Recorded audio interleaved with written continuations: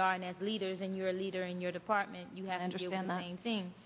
What for you, though, and I'd like for you to at least express to the other commissioners, what's the most misleading part of the story for you personally, from a personal, professional standpoint, that really bothered? Because you really, you nailed your email on so many issues, but what was for you the most misleading part of the story, and what really affected you when you read it? Well, I'd rather than talk about misleading in the email, just talk about what upset me.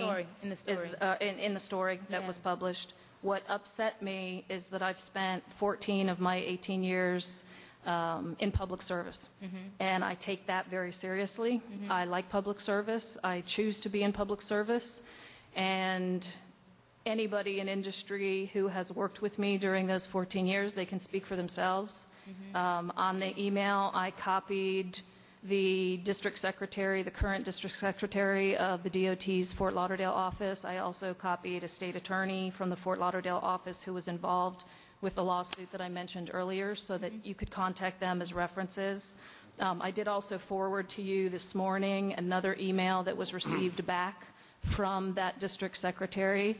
You know, I've worked very hard over those 18 years to develop a very solid reputation as somebody who is bright and hardworking and who's honest and ethical. And I am very offended when that's challenged. And if I have done something wrong, I have stood before this body on numerous occasions and taken criticism and taken heat, whether I liked it or not, for things that weren't accomplished and that were failings. But when something is factually inaccurate, I'm not prepared to accept the types of allegations that were made in that article. It's very unfair, it's misleading, and it's slanderous. Well, I thank you so much for definitely providing clarification and being strong enough to stand up and state it. Mr. Chairman, do you need a few minutes? No, I'm fine. Okay, you're fine. All right. I think Commissioner Sarnoff, as a good litigator, opened it up and closed it with the question that has already been answered twice, but I want you to put it on the record again, and that is, did HDR help write this bid request? They did not. They did. What they did was provide the contracts that you see in those emails. And again, I would encourage you to request Diane Johnson to come before this board, and she can answer that as well. I did receive your package, and there's a statement by her, and I find her to be very highly credible. She's a good lady.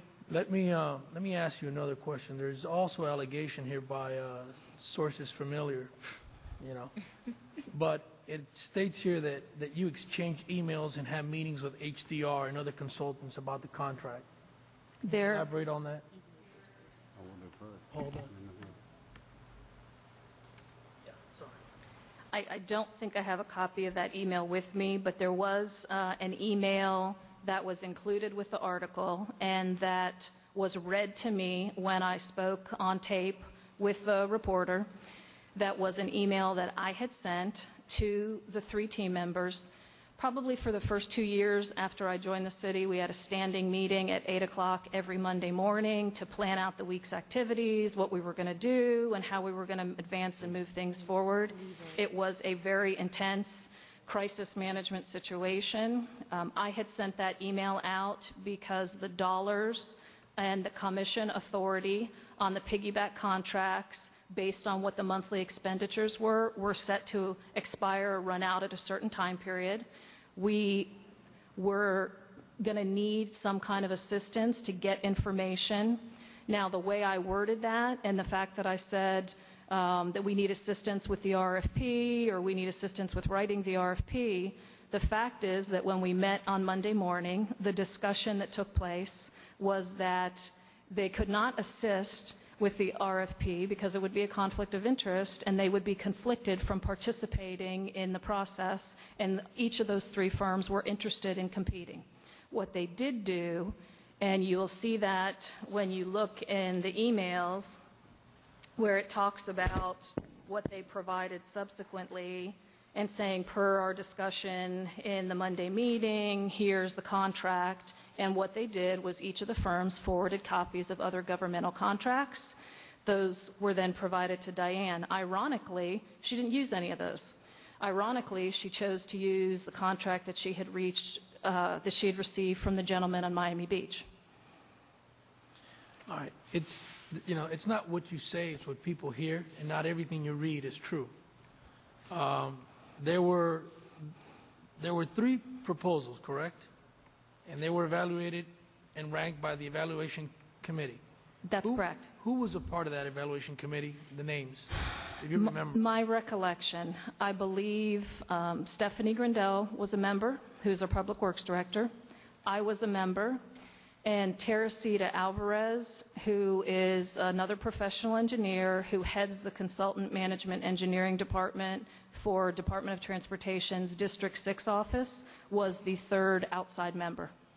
All right. Do you believe, as your expertise as the director, that was the HDR was the highest ranked firm most qualified to provide professional management services for the city? Yes, I do.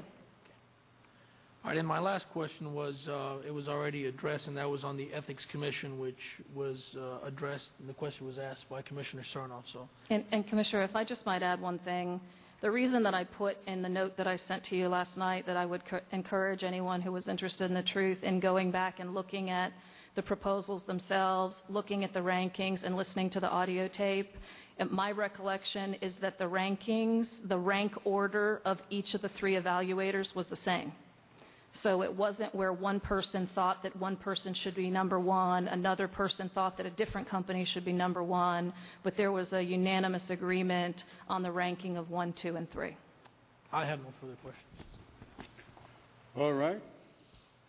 Is everybody satisfied? So that concludes the Thank you. presentation. We thank you very much for Thank being you. here. Mary.